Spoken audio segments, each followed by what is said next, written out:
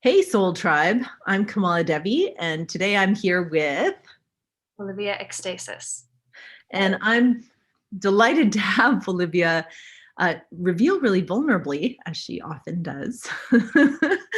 We've been in this really juicy conversation, and I thought it'd be valuable just to have witness, really let you eavesdrop on this topic of navigating the dark night of the soul. So I'd love to just, it's funny to have a big smile and enthusiasm around Dark Night of the Soul, but but it is something like we have to laugh about it. We have to, it's the full range, the full spectrum, right? And so I'd love for you to just start off by defining or talking a little bit about what that means to you. Yeah. So currently how I'm experiencing Kamala Devi is addressing her familiar and his very, You got it. So Dark Night of the Soul is such a cliche and kind of vague description. And I, with great hesitance, use it to describe, but it's really the only thing that can do justice to what I'm experiencing. Anything else actually feels too specific of a description. And really, right now, it feels like all of the ways in to my spiritual connection, to my creative genius, to my habitual ways of relating with my partner, all of these routes that I had decided were the way in are no longer, and they feel stale, or they feel like dead ends, or they feel shallow. And so currently my life feels like it's asking me to completely destroy the assumed pathways to myself, essentially. So to be more specific, I'm hearing that, hey, I used to access myself and access my relationship in certain ways that aren't available for me anymore. What are those ways? Yeah, so an example would be my self-pleasure practice, actually. It's only just kind of gotten into a rebirth, a revitalization, but for the last probably 3 or 4 months, a practice, a self-pleasure practice that before was like my shtick. It was my thing, self-pleasure, my zone, my erogenous zone of genius. And over the last few months, when I've gone to create a self-pleasure practice for myself, it's felt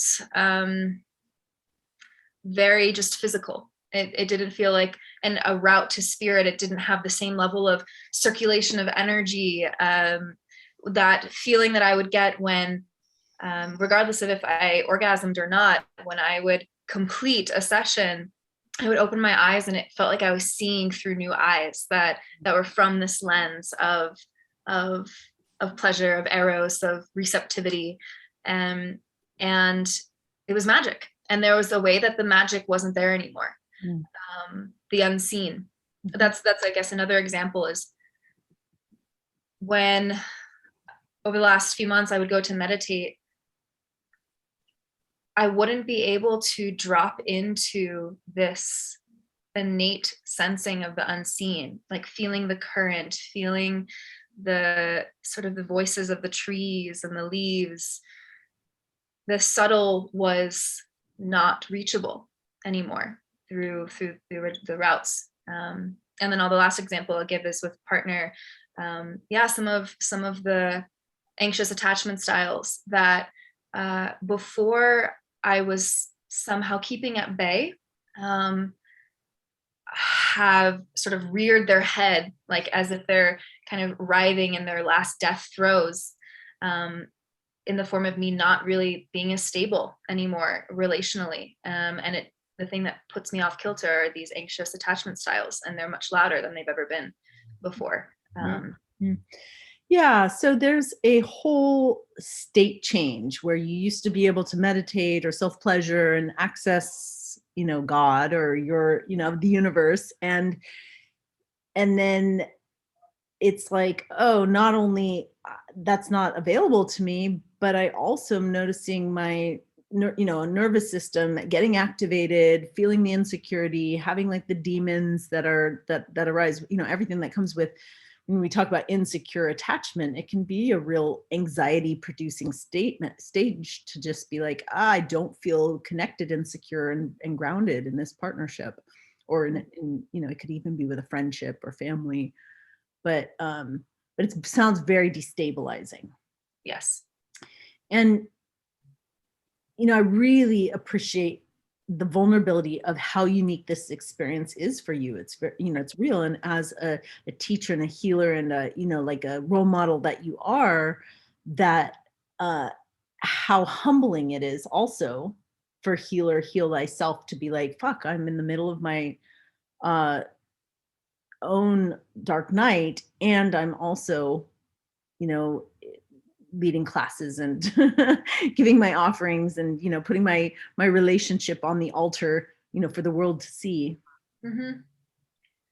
Yeah, something that has probably been the most difficult in terms of showing up within this is being in a place of actually not fully knowing what's happening. I can describe the feelings of it, but there have been very few conclusions that I've come to that I can package prettily in a post that shares very vulnerably this thing that is happening, but then at the end kind of ties it together.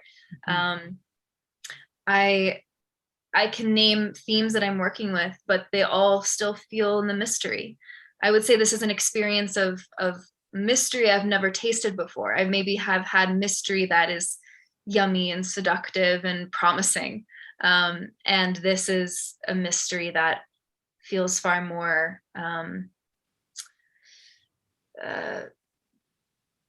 vague and more vast in a way. Yeah. So it's been really interesting to write from this place, because that's a main medium that I express through for myself and people that are interested in listening. For my viewers and other people that don't know you, tell us a little bit. Here you are describing your self-pleasure practice before you're actually telling us who you are, because I didn't give you a formal introduction. It's like you do a lot of writing, and how would you describe the work you do in the world? Yeah, so I am an erotic, relational, and transformative coach. I host workshops that are in the realms of eros and authentic relating, kink, shadow work. I also am very passionate about self-pleasure and the practice and art of self-pleasure. And I also do embodied branding, which is a budding thing that is coming through me, that is working with smaller businesses and mostly individuals that are wanting to grow their business, wanting to understand their brand, and then also express it. So I help them come into touch with their brand and the transformative journey that is discovering their brand. And then I actually also create for them in the form of websites, logos, landing pages, and also helping them write copy from a place that is authentic and pleasurable. Yeah. And you model that so beautifully in terms of like, okay, I'm going to turn myself inside out, be authentic. This is me, and my branding comes from that. I'm curious how this dark night is affecting, your work. And so I hear that it's like, it's not easy to wrap it up in a pretty package and put a bow on the end of a post. But what else is it like for you to feel like, the world's turning upside down a bit, and you're continuing to, show up and be visible? But yeah, there are a few interesting kind of new variables happening. One is first even feeling like I'm worthy of sharing. To be honest, it's never something I had a problem with. This is the first time that I've had that, so I'm glad. I'm like, okay, here it is. So that's one. Two, I'll do a quick plug for a second, but only because it's actually relevant. I'm in the process of creating a group program called Reveal that is all about helping helping individuals who are starting their business largely in the coaching realm get into better connection with their creative genius, and then be able to write copy for social media from that place. So the transformative journey that is creativity, and then also refining how we create alluring, authentic, engaging content. So I have had to really go back to the drawing board of all of the ways that I connect to my creative current and also articulate it. Before, it was just so easy. I would just ride around on my bed for a second and be in my body, and then I just write. But in this, I actually am having to go through the steps that I created for people, but didn't really feel like I needed to do those anymore. And, everything from various emotional release practices, aspecting, basically things that are all about learning how to reveal myself. That's the name of the program, by the way. And it is what is it that I'm afraid to share? And then sharing that thing, but sharing it from a place of not mental explanation, but regularly, what is touching me as I'm writing it? What is like, ooh, that feels really edgy to share, but I'm going to give it up and offer it up. That process for me has become, in a way, so much more grueling, intimate, tender, and slow. It's also much slower for me to write things than it has been before, the process, which is also new. I can really relate to so much of what you're saying. I used to have this question, because I'm a writer who starts off the day with, my morning 3 pages. And then I'm writing all the time, but this question of what's Facebook worthy, like what's actually worthy of posting on Twitter, because nobody wants to hear about your fucking lunch, or, like your, maybe they might want to hear what's blooming in your garden, but there's a lot of thoughts that stream through us that aren't relevant. And what people do want is what's happening in the holy of the holies, what's happening in your heart. And you do such a good job of, like I said, turning inside out, like revealing, hey, this is what's happening on the inside, and people just see themselves in that. They're like, that's what's happening on my inside too. I just didn't have the words for it. But then to show up and write that when you don't know how it's going to turn out, or you're like, hey, this is the messy, this is the ugly, or this is what I'm afraid of saying. And I don't have a promise that it's all going to turn out okay. Yeah, it's challenging. And How go ahead. I want to know for you, like because I want to talk about navigating the dark night, and like, when would you say you kind of found yourself falling to your knees into this space?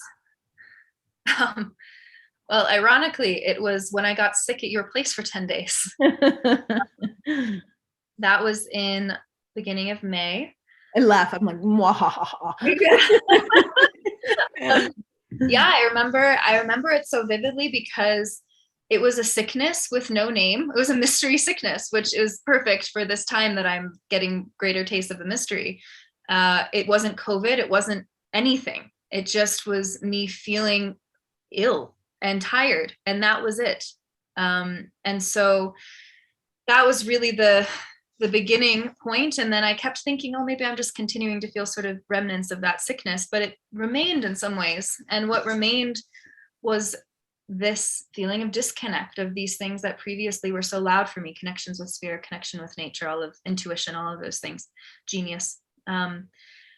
So that was I can mark that officially as the moment. That's prior to that, I was in this really great expansive place, and it felt like that sickness was almost it was the turning point from expansion to maybe not contraction, but just destruction. Yeah, sure. I hear that. In a broader sense, I just want to name that dark night of the soul isn't just a literary trope. Like, there is on the spiritual path multiple known moments in which the soul comes back to get, it's often Saturn return related, when instead of the personality living through the path of going through the motions of life, like the soul comes back to get someone. And in that, there's an ego death, a deep, destruction of everything that's not just known, but the winning strategies or the habits or the coping mechanisms that the personality tends to build itself out of. So it becomes a pulling apart of identity.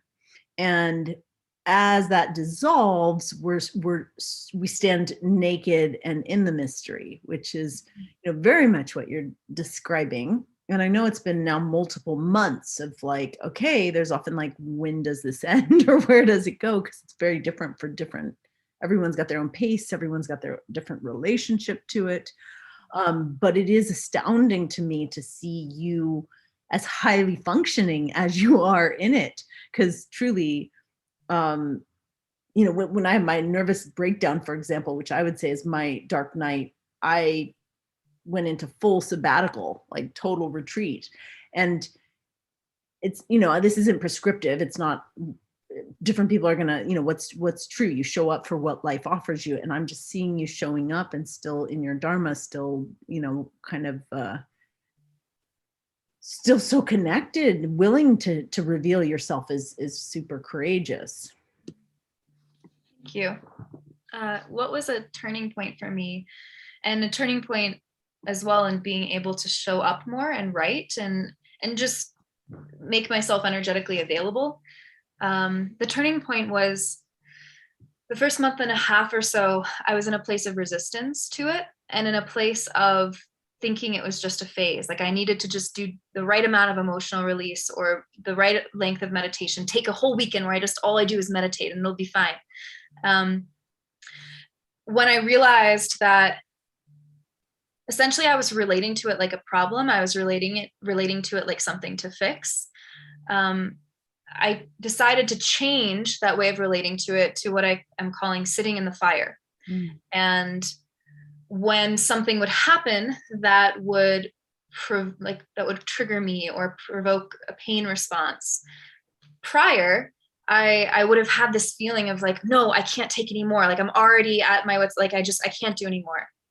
And the switch was then when something like that provoking would happen, it was bring it on. This is what this time is about. And just this continued, like when you're getting into a really, really, really hot tub. And at first it's really like painful. And then you're doing it. So you just sit in it and wait. That's kind of what this felt like. And it's still been difficult, but it's different because I don't feel like I'm suffering. It's hard. But I've released a lot of resistance to the experience, as well as the impulse to try and immediately soothe and get rid of the pain. Yeah. That was the turning point.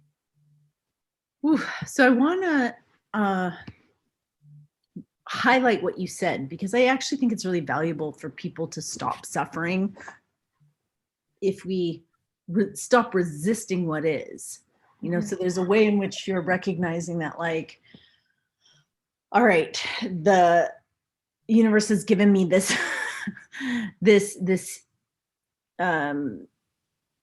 it's a bit like, again, like I'm stuttering and I'm stumbling, like, how do you say it? But you find yourself in this place, this unfamiliar place. And then all of a sudden you go, I can resist it, or I could just fall through it. I can just keep falling through, like, this is where I'm at. And what it reminds me of is for a lot of my beloveds who are going through menopause or change of life, when they're like, oh, I've got these hot flashes, and they hate it and they resist it, and like they have all the symptoms. And then there's other beings who are like, I was cold all my life, hot flashes are great. And like, I'm gonna just embrace menopause. And and there's a way, it's like, to actually see someone embracing the dark night of the soul, like making love to that that condition of not knowing, is quite foreign, because it activates anxiety and resistance. And how do you not resist and get anxious is pretty amazing. Not to say that you don't, I'm sure that you're going through. Please don't say that. Yeah. Yeah, two things I want to name about that. One, I'm entering into, because of this, I feel like I'm entering into a greater embodied understanding of non-duality. By no means am I there, if one ever is, but part of this turning point was realizing that in my resistance, or in my trying to immediately transmute pain, it actually was coming with this belief that one is better than the other. And so I need to get rid of pain to get back to pleasure, because that's the better one. And so choosing to really just sit in sensation, sit in high intensity. It's part of the interest to me of pain play in the kink realm. Is there is a moment for me when I am in intense pain play where it's no longer painful, and there's no longer necessarily differentiation between pleasure and pain. They're all just heightened sensation. That's one piece I wanted to share. And the second is, in my work, a big theme for me that I'm passionate about, and so much of the things that I create are devoted to, is cultivating a state of receptivity, living from a state of receptivity. And interestingly enough, if you look up the definition of receptivity, and then you look up the antonym, so the opposite of receptivity is actually resistance. It's not contraction, as one might think. And I bring this up because I can be in a state of contraction and be in resistance to it. I can also be in a state of contraction and be in great receptivity to it, and fully with, okay, I'm feeling the way that my body wants to crunch and go into fetal position. I'm feeling how my temperature is rising or falling, and being absolutely with the experience, welcoming it rather than pushing it away. And so that's been a lesson that has been with me as well, that I've taught before this dark night of the soul, and now is even more with me, is, okay, how can I be in a state of receptivity and also dark night of the soul? That's big. These non-dual teachings. One of my deep tantric initiations was about, it's not just like seeking pleasure, but also not just, avoiding pain, but this, like, how do we transcend our preferences and our aversions and make love to what is? And this was an ongoing deep initiation with a guru. And the extreme examples are like when we let go of our, preferences and aversions, like, the taste of like gourmet food, or the taste of like sewage water or compost is like, it's like, those are all just the personality preferences and aversions, and it completely rewires us, and it calls into question this thing about quality, because obviously gourmet food can be more sattvic versus like entropic, like what sewage would be, but this idea of like better or worse, and so it's a really deep philosophical inquiry, and I love that you're like in the living, breathing practice of it and wanting to, way show others in it. And it's, it's just also important whenever anyone's experiencing any state, whatever your state is, why add the second dart of resistance, the second dart to being like, I want to be in a different state than I am, because it actually tends to hold you in that state, as opposed to being like, oh, okay, I'm a little bit grumpy, let me own my grumpiness, and then I transform, and it moves, as opposed to being like, I don't want to be grumpy, and then we end up being grumpy about being grumpy. Yeah, and it can create a story that we're doing something wrong, that the reason that we're in this place that doesn't feel good is because we're getting punished, or it's somehow a sign that we're off the path. And that too has been a big learning for me here, is it's so easy to compare to the level of connectedness and genius that I feel I was able to drop into before, and let that be a kind of a message to me that I've regressed. And that's been something that I have to really watch myself in my sort of subconscious, and in my thoughts and my orientation to this, continuously not going down that very linear and also not very creative thought path of, well, I used to be able to do this and now I can't do it in the same way. So clearly something is wrong. Clearly I'm bad. And instead looking at it as, no, there is no backwards. I'm in the mystery. I have no idea what this is for, but I know that it's for something. Yeah. Yeah. And, as we're wrapping up, this is such a relevant conversation at a transpersonal level. Like, you're sharing your deep, like, this is a moment when I don't know, and I'm going to do what love does anyway. And I'm just going to keep offering myself in the unknowing. And beyond you as an individual who's kind of navigating this like so fiercely, there's a big moment in history where our planet's really looking at like, WTF. None of us know. There is no historic timeline's ever been where we are or will ever go where we're going. Like, it's just a really big mystery. And you talk about, hey, this started for me as an illness, and I know you had already navigated COVID a few times, but a lot of people are similarly finding themselves like new codes in their being, new way of relating to the world and to life post pandemic. And so it is a really great inquiry around how do we show up for this, and then how do we keep, doing our dharma despite that our nervous system may be reacting differently, and all of our bodies, including our energy body and our brain fog and who knows what other symptoms. But it's just so incredibly relatable right now and relevant. Yeah, for me, it's been, I get to keep being curious, and curiosity has been one of the kind of like little guardians with me, because curiosity is possibility. It's also not, it has playfulness in it, and a trust too. Yeah. Yeah. Trust the curiosity. I love it. Well, I'm, delighted to share you with my community, and I'd love for you to, for someone who'd want to go deeper or get your coaching, want for you to make an invitation. How can they get a hold of you? So for right now, you could message me on Facebook. I imagine I'll be maybe linked here with Facebook, Olivia Ecstasis, and as well as on Instagram. It's the same handle. That would be the best way to reach me at this moment. And what I'm offering is one-to-one coaching in transformative realm. I'm also offering branding, embodied branding.